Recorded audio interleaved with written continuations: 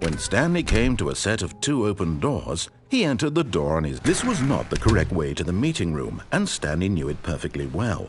Perhaps he wanted to stop by the employee lounge first, just to admire it. Wow, yes, this room. What? But eager to get back to business, Stanley took the first open door on his left.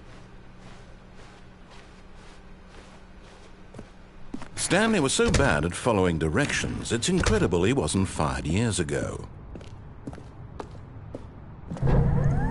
Look, Stanley, I think perhaps we've gotten off on the wrong foot here. I'm not your enemy, really, I'm not. I realize that investing your trust in someone else can be difficult, but the fact is that the story has been about nothing but you all this time. There's someone you've been neglecting, Stanley. Someone you've forgotten about. Please, stop trying to make every decision by yourself. Now, I'm not asking for me, I'm asking for her.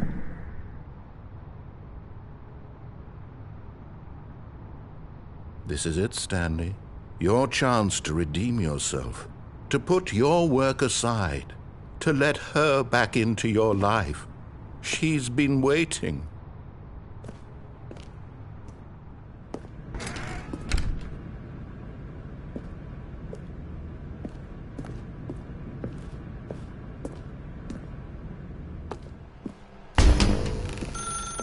That's her, Stanley. You need to be the one to do this, to reach out to her.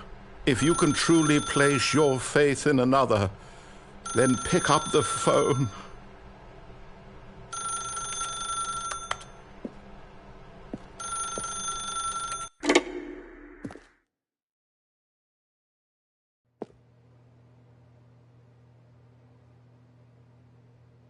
Oh, Stanley, is that you? Hold on, sweetie. Sorry to keep you waiting. I'm just pulling the bread out of the oven. All right. Okay, there we go. All right, now, I want you to come in and tell me all about your day. Gotcha. Oh, come on. Did you actually think you had a loving wife who'd want to commit their life to you? I'm trying to make a point here, Stanley. I'm trying to get you to see something. Come inside. Let me show you what's really going on here.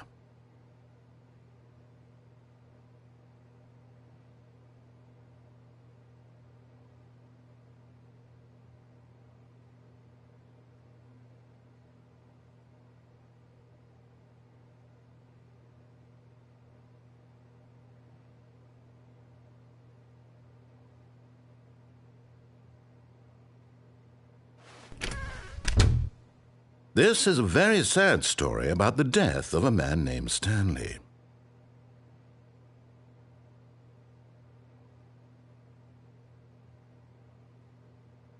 Stanley is quite a boring fellow. He has a job that demands nothing of him, and every button that he pushes is a reminder of the inconsequential nature of his existence.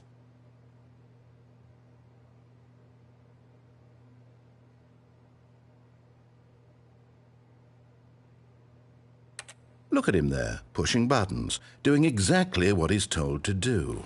Now he's pushing a button. Now he's eating lunch. Now he's going home. Now he's coming back to work. One might even feel sorry for him, except that he's chosen this life. But in his mind, he can go on fantastic adventures. From behind his desk, Stanley dreamed of wild expeditions into the unknown, fantastic discoveries of new lands. It was wonderful, and each day that he returned to work was a reminder that none of it would ever happen to him. And so he began to fantasize about his own job.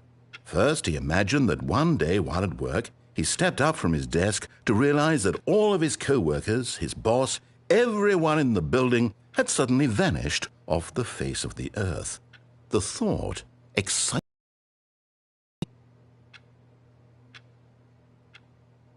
So he went further.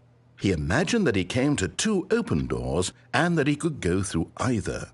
At last, choice. It barely even mattered what lay behind each door. The mere thought that his decisions would mean something was almost too wonderful to behold.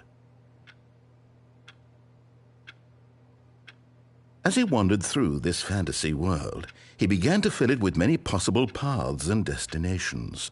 Down one path lay an enormous round room with monitors and mind controls. And down another was a yellow line that weaved in many directions, and down another was a game with a baby. And he called it the Stanley Parable. It was such a wonderful fantasy, and so in his head he relived it again, and then again, and again, over and over, wishing beyond hope that it would never end, that he might always feel this free. Surely there's an answer down some new path, mustn't there be? Perhaps if he played just one more time. But there is no answer. How could there possibly be? In reality, all he's doing is pushing the same buttons he always has. Nothing has changed. The longer he spends here, the more invested he gets, the more he forgets which life is the real one. And I'm trying to tell him this, that in this world he can never be anything but an observer, that as long as he remains here, he's slowly killing himself. But he won't listen to me. He won't stop. Here, watch this. Stanley, the next time the screen asks you to push a button, do not do it. You see? Can he just not hear me? How can I tell him in a way that he'll understand that every second he remains here, he's electing to kill himself? How can I get him to see what I see? How can I make him look at himself?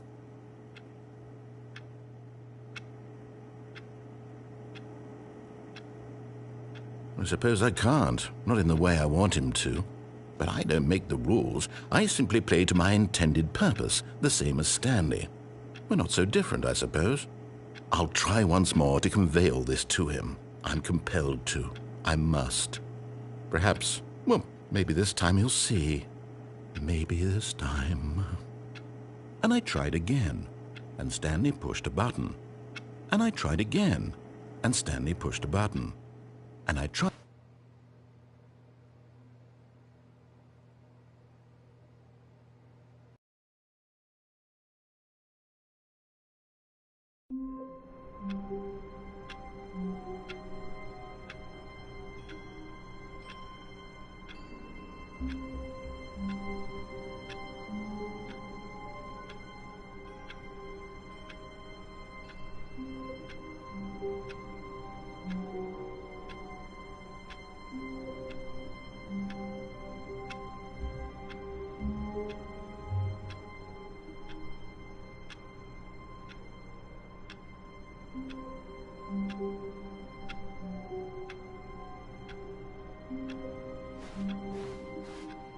All of his co-workers were gone.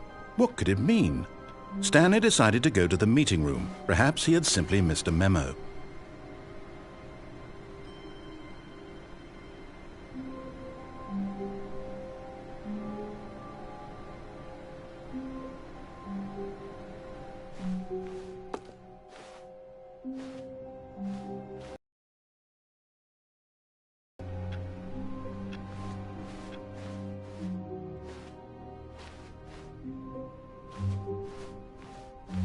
When Stanley came to a set of 2 open doors, he entered the door on his left.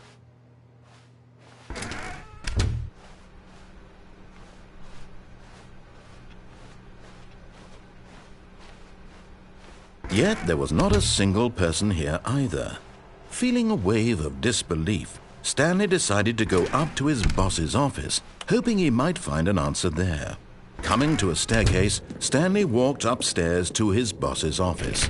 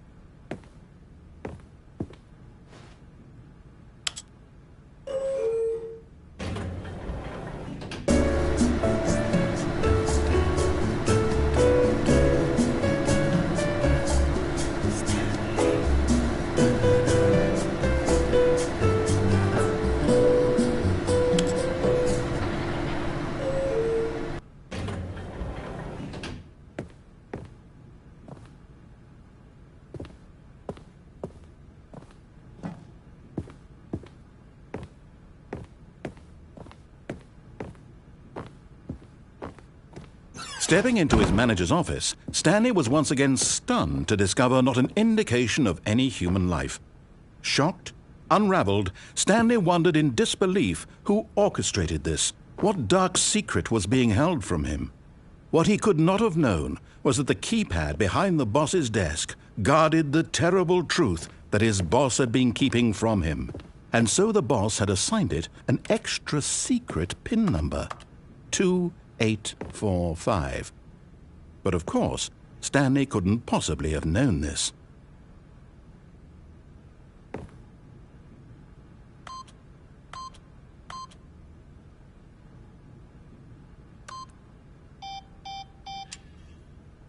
Stanley just sat around twiddling his thumbs.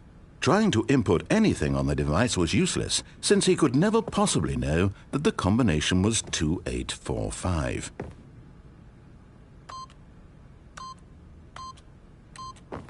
Yet incredibly, by simply pushing random buttons on the keypad, Stanley happened to input the correct code by sheer luck. Amazing! He stepped into the newly opened passageway.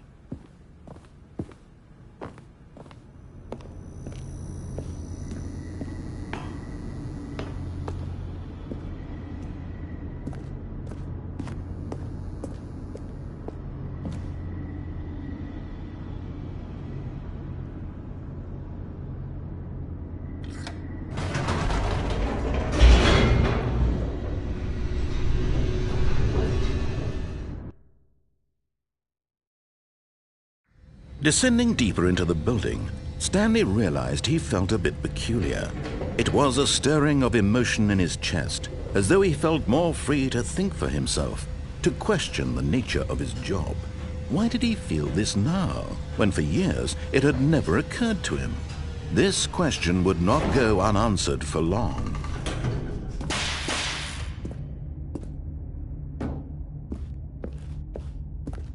Stanley walked straight ahead through the large door that read Mind Control Facility.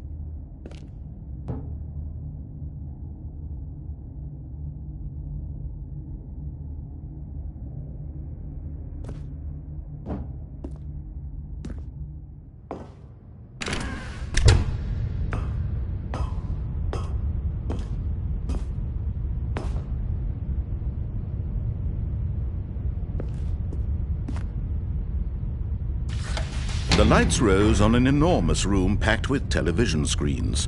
What horrible secret did this place hold? Stanley thought to himself. Did he have the strength to find out?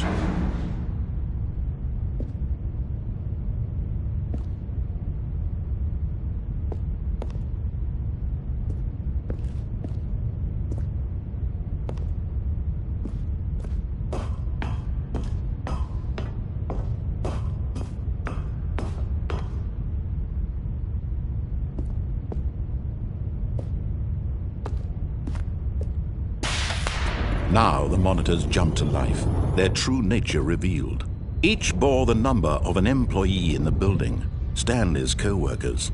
The lives of so many individuals reduced to images on a screen, and Stanley, one of them, eternally monitored in this place where freedom meant nothing.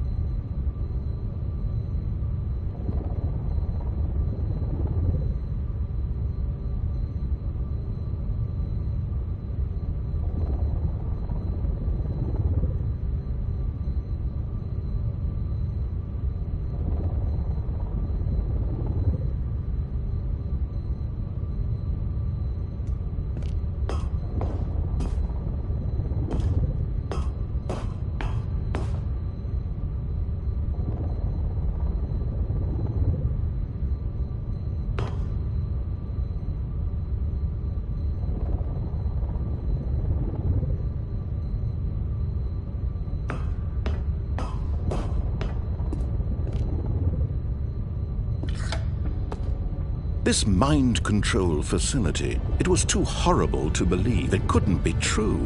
Had Stanley really been under someone's control all this time?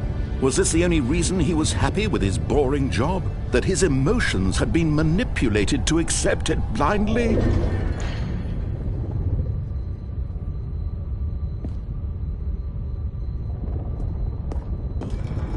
No, he refused to believe it. He couldn't accept it. His own life in someone else's control? Never!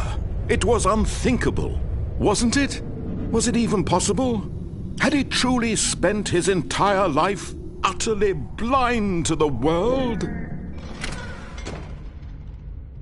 But here was the proof. The heart of the operation. Controls labeled with emotions. Happy or sad or content. Walking, eating, working. All of it monitored and commanded from this very place. And as the cold reality of his past began to sink in, Stanley decided that this machinery would never again exert its terrible power over another human life. For he would dismantle the controls once and for all.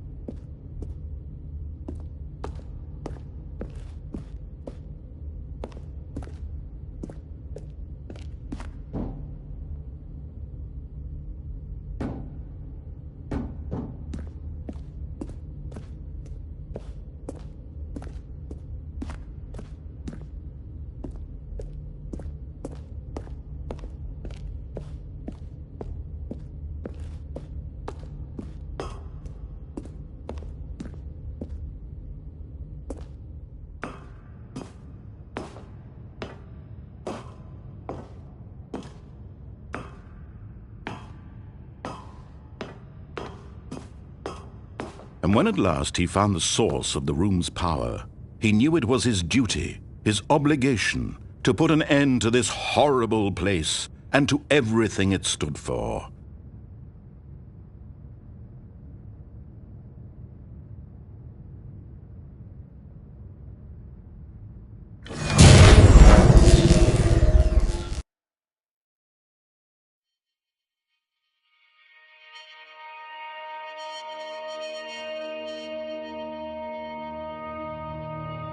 Blackness, and a rising chill of uncertainty.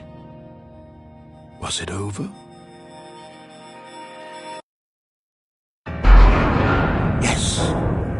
He had won! He had defeated the machine, unshackled himself from someone else's command. Freedom was mere moments away.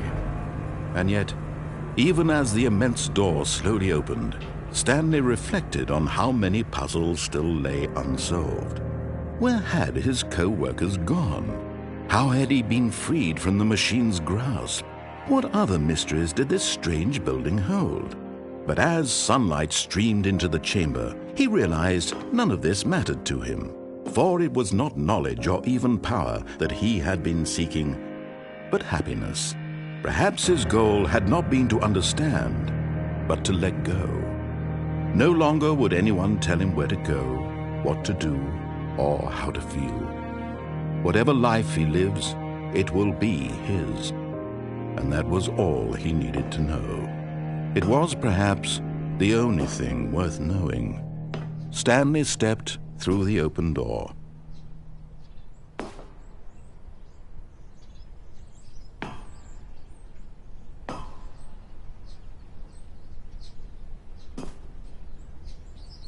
Stanley felt the cool breeze upon his skin, the feeling of liberation, the immense possibility of the new path before him. This was exactly the way, right now, that things were meant to happen. And Stanley was happy.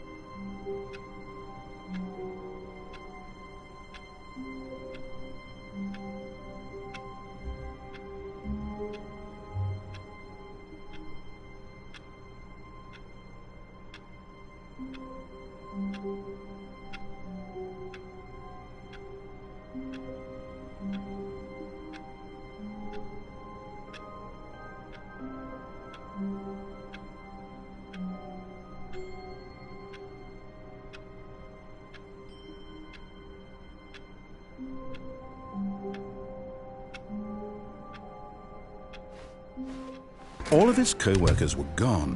What could it mean? Stanley decided to go to the meeting room. Perhaps he had simply missed a memo.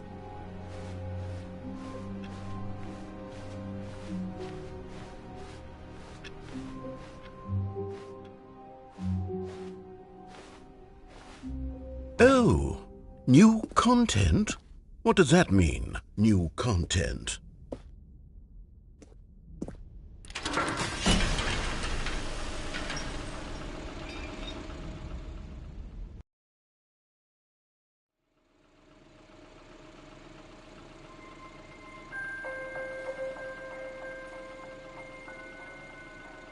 Hello, and thank you for playing The Stanley Parable Ultra Deluxe. As you may know, The Stanley Parable was a video game released in 2013 on home computers. After receiving critical and commercial success, it was expanded upon in 2022 with The Stanley Parable Ultra Deluxe, a reimagining of the game for consoles and home computers. The Stanley Parable Ultra Deluxe features exciting new content that broadens and expands the world of the Stanley Parable, delighting audiences the world over.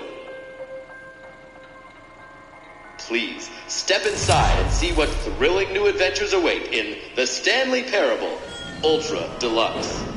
Oh, well, this sounds delightful. I'm very excited to see the thrilling new Ultra Deluxe content. Okay, so far it's an elevator. Nothing special yet, but I'm sure it's just the beginning of a mesmerizing adventure.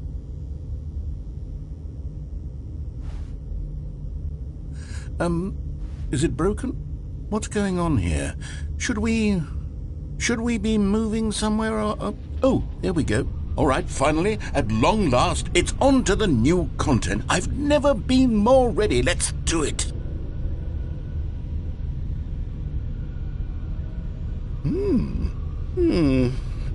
I have to say, initial impressions of Stanley Parable Ultra Deluxe, mostly tedious. It's as if, Oh, okay. Let's see the content. Gimme the content, Stanley.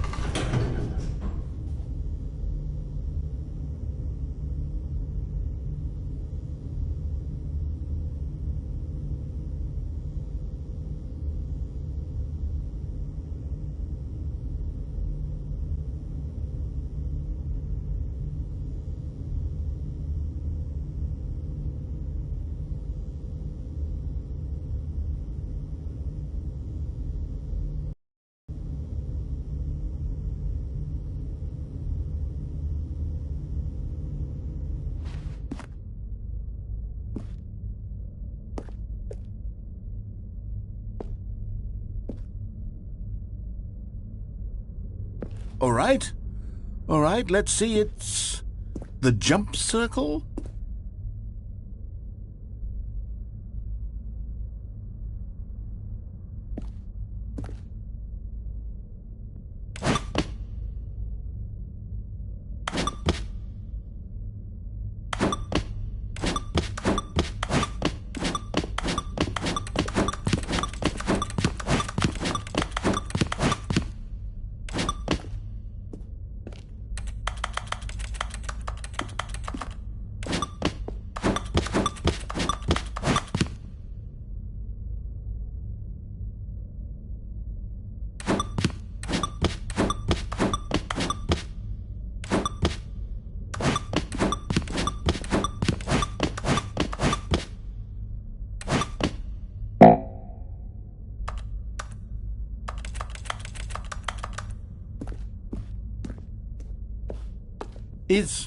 Is that it? Surely that's not all the new content. There has to be something else, right?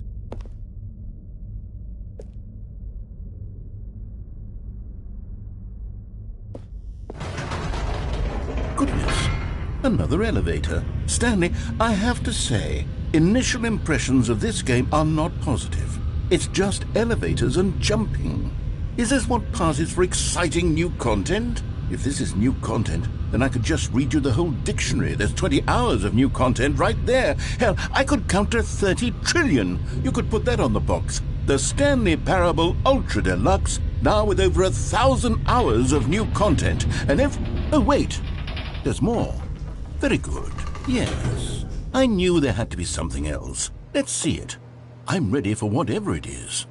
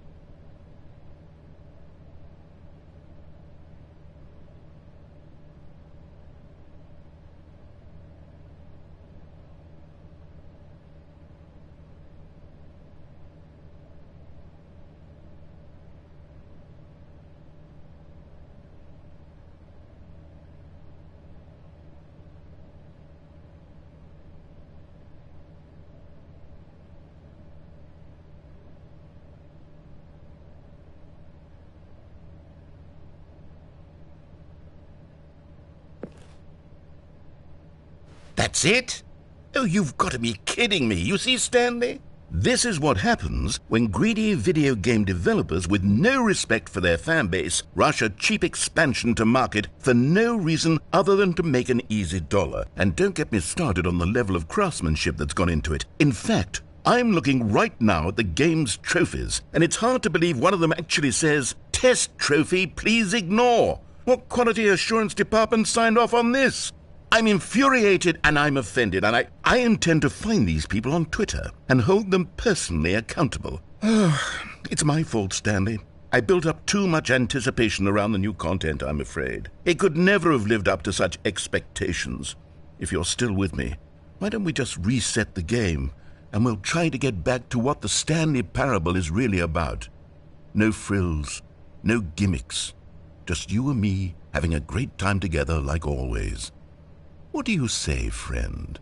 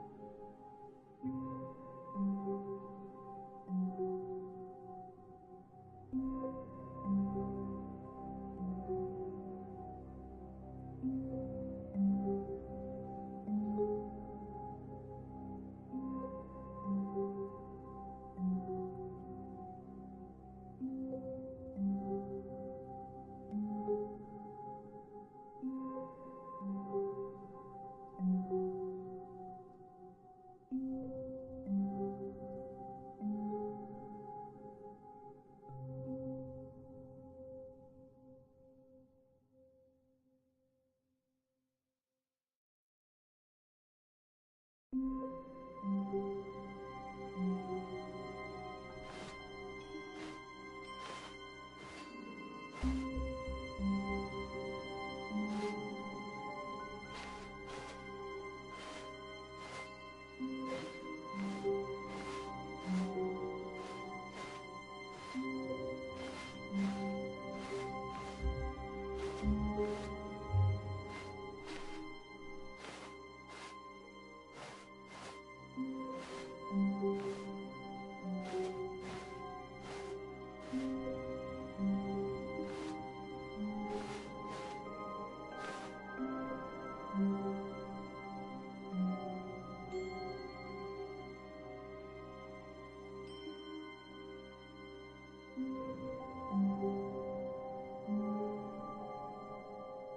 you.